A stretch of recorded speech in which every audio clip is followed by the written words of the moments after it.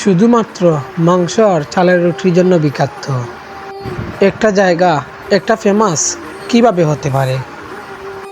কি আছে এখানে মাংস আর চালের রুটিতে? বলছিলাম সিলেট জেলার উসমানীনগরের নাজির বাজার এর গ্রাম বাংলা রেস্টুরেন্টের কথা এবং তাদের রুটি মাংসের স্বাদের রহস্য উদ্ঘাটন করতে আমরাও চলে গিয়েছিলাম বন্ধু ভাই সব মিলে নাজির বাজারের বিখ্যাত গ্রাম বাংলা রেস্টুরেন্টে। আসলে আর দেরি না করে দেখে আসি পুরো ভিডিওটাই। তখন আমরা বন্ধুরা মিলে সবাই রশিদপুর থেকে একটা গাড়ি ভাড়া নিয়ে চলে গেলাম নাজির বাজারের বিখ্যাত গ্রাম বাংলা রেস্টুরেন্টে।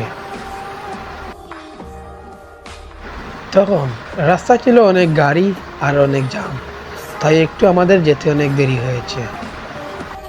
তখন আমার অনেক বন্ধুরা গাড়িতে উঠে গান শুনছে, কেউ আবার গফ করছে এখানে নাকি অনেক সুন্দর সুন্দর রুটি আর গরুর মাংস পাওয়া যায়। তখন সবাই গফ করতে করতে চলে আসলাম আমরা নাজির বাজারের বিখ্যাত গ্রাম বাংলা রেস্টুরেন্টের সামনে। তখন বন্ধুরা বলতেছে, আর কতক্ষণ লাগবে নাজির বাজার গ্রাম বাংলা রেস্টুরেন্টে যেতে? তখন আর দেরি না করে আমরাও মারতে না মারতে চলে এলাম নাজির বাজারের বিখ্যাত গ্রাম বাংলা রেস্টুরেন্টে। তখনই মারতে মারতে আমরা চলে এলাম নাজির বাজারের গ্রাম বাংলা রেস্টুরেন্টে। আমার সাথে বন্ধুরা বলল একটা ভিডিও করার জন্য, তাই আমি একটা সুন্দর করে ভিডিও করে নিলাম। আর অনেক মজা লাগলো নাজির বাজারের বিখ্যাত গ্রাম বাংলা রেস্টুরেন্টে বন্ধুদের সাথে এসে আড্ডা দেওয়ার জন্য। তখন সবাই মিলে অনেক মজা করছিল এবং আমি একটা গ্রাম বাংলা রেস্টুরেন্টের ভিডিও করে নিলাম। তখন আমার এক বন্ধু বলল একটা ভিডিও করে নেই। তখন আমি আবারও একটা সুন্দর করে ভিডিও করে নিলাম নাজির বাজারের বিখ্যাত গ্রাম বাংলা রেস্টুরেন্টে।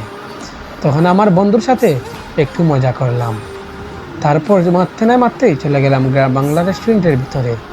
তখন বন্ধুরা লাগাইছে গিয়ে এখানে মাইর কে কার আগে টিস্যু নেবে, এবং আমি আমার বন্ধু শাহিনকে নিয়ে অনেক সুন্দর গপ করতেছি এবং সবাই আমাদের দিকে তাকিয়ে রয়েছে। তারপর অনেক ওয়েট করতে করতে নাজির বাজারের বিখ্যাত গ্রাম বাংলা রেস্টুরেন্টে রুটি এবং গরুর মাংস চলে আসলো। তখন বন্ধুরা অর্ডার দেওয়ার পর অনেক সুন্দর সুন্দর রুটি এবং গরুর মাংস অনেক সুন্দর। তখন আর দেরি না করে আমার বন্ধু আলামিন সবার আগে খেতে বসলাম। তারপর আমিও একটু মুখে দিয়ে টেস্ট করলাম কেমন হয়। তখন দেখা গেল সেই মাংস আর রুটি অনেক স্বাদ।